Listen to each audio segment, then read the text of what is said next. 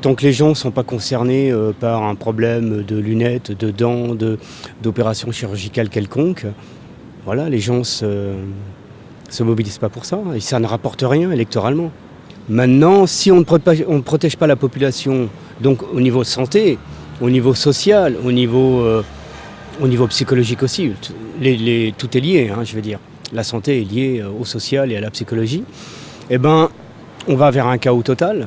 J'ai quasiment entendu parler d'environnement et pour moi la santé et l'environnement sont tellement liés. Entre autres pendant la primaire de la droite, le mot environnement il a dû être prononcé 2 fois.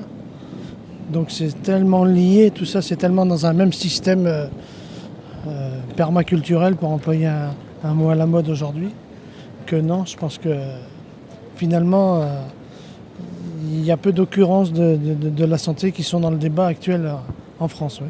Mais c'est toujours pareil, je pense qu'il y a beaucoup d'argent en jeu et que du coup s'il n'y a plus de malades ça pose un problème quoi. Donc effectivement je trouve qu'on ne prévient pas beaucoup et on préfère guérir et vendre en fait quoi. Culture française en matière de santé comme en matière de social, ça n'est pas la prévention mais c'est toujours le curatif.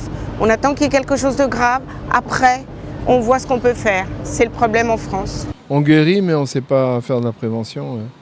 C'est le gros problème moi je trouve.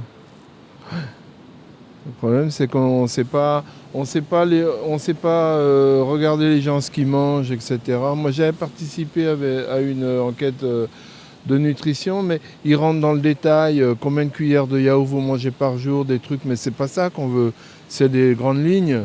Et si on regardait les grandes lignes de ce que font les gens, au niveau consommation, au niveau nourriture, on verrait tout de suite où sont les mauvaises tendances, ça se verrait bien, quoi, comme fumer par exemple ou boire de l'alcool, mais on ne sait pas faire ça.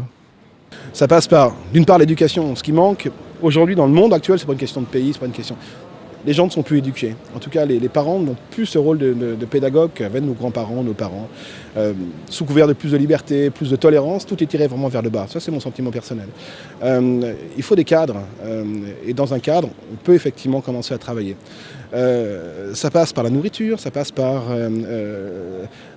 aussi la découverte des choses avec les enfants. Et l'alimentation, par contre, il faut faire attention à ce qu'on mange, à l'air qu'on respire, à beaucoup de choses.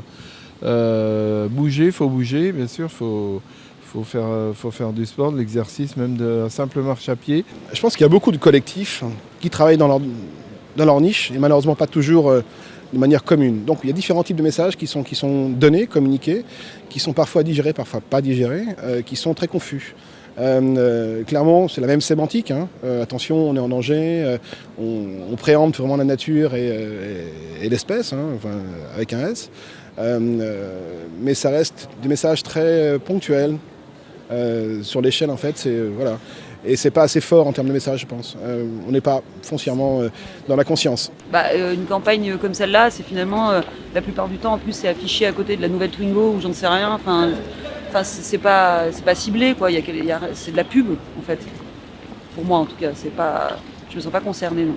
Je me suis rarement senti concerné en fait.